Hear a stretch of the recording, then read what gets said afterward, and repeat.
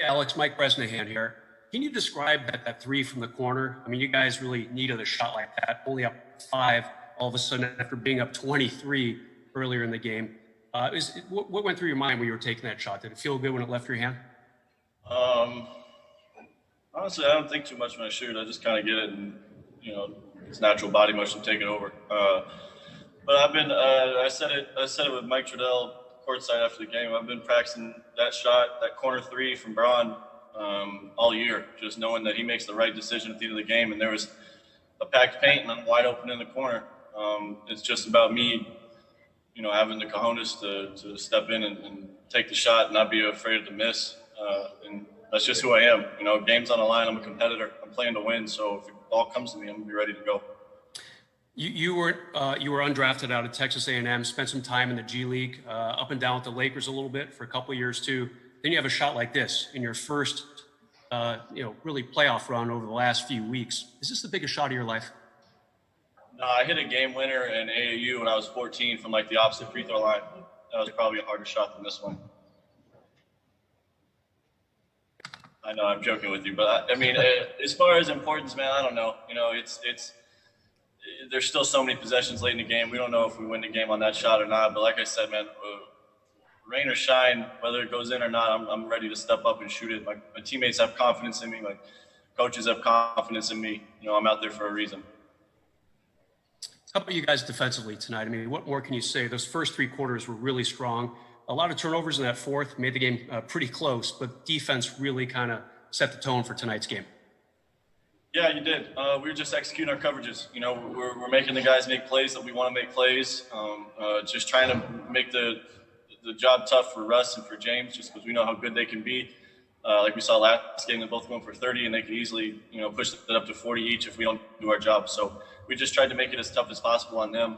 We were pretty locked in. Like we said, we got to keep our foot on the gas pedal and keep scoring, keep playing with pace, and then obviously don't turn the ball over.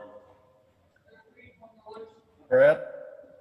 Hi, Alex. You mentioned that you and LeBron working that corner 3 shot quite a bit, but to have him deliver the ball to you in that moment with the game kind of seesawing at that time for you guys, how much confidence does that give you knowing that he had that much faith and trust in you? Yeah, for me, it's just such a simple. It's basketball, man. We talked about I'm undrafted. I'm playing the G League and stuff like that.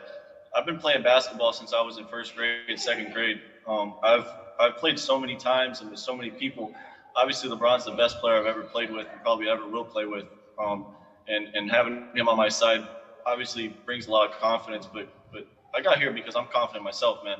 I don't make it out of the G League. I don't make it out of undrafted if I don't have a self-confidence or some type of self-belief. And it's not to the point of arrogance. I don't like to stand on other people, but when I'm in the game, I'm there for a reason. Hey, Alex, it's Bill.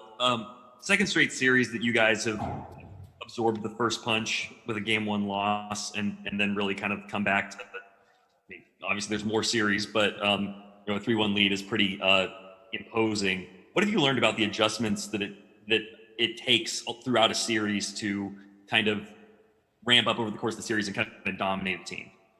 Yeah, each game has a different life of its own. Game 1, I think they were the more desperate team. They came out after game 7.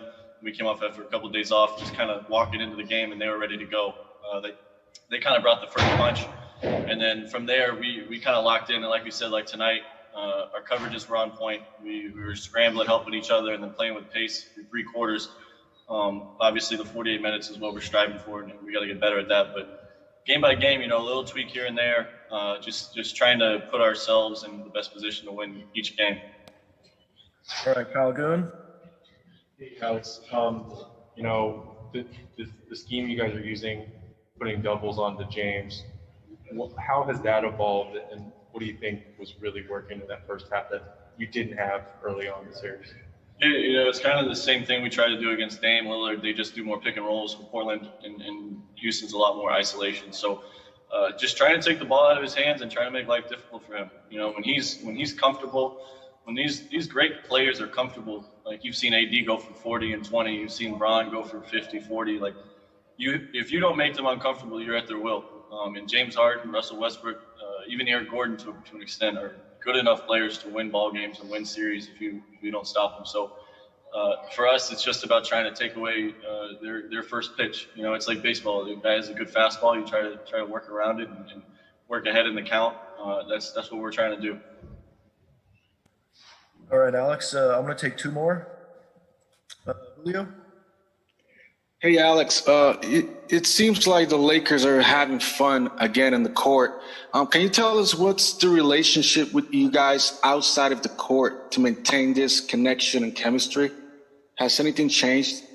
Yeah, well, I mean, we spent a year together. You know, 10 days from now will be the first time that 10 days from now, a year ago, will be the first time that we went to Vegas and had a little team mini camp and got to know each other and started playing basketball together. We went through the whole China experience. We came back, played through the season, the little time away with the pandemic. We've been together for so long, and just from the jump, we have great guys. You know, we have great individual human beings that enjoy being around each other, and guys that like to compete and get after it on the basketball court. So when you mix a great group of guys off the court that genuinely enjoy hanging out with each other, being around each other, and then competitors on the court, it makes it a lot of fun. You know, like you said, we're back to playing fun basketball. When we're at our best, we're having fun. All right, Alex, last one for me will be from Ferdinand. Hey, Alex. First playoff. How do you describe this new experience for you with the Lakers alongside with LeBron? You know, it's exciting for me.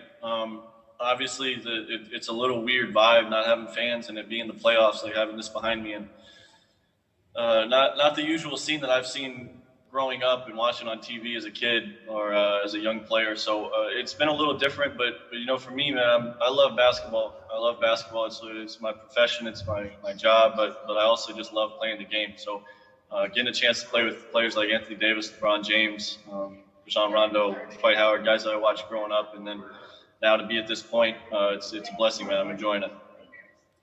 Thank you, Alex. Good.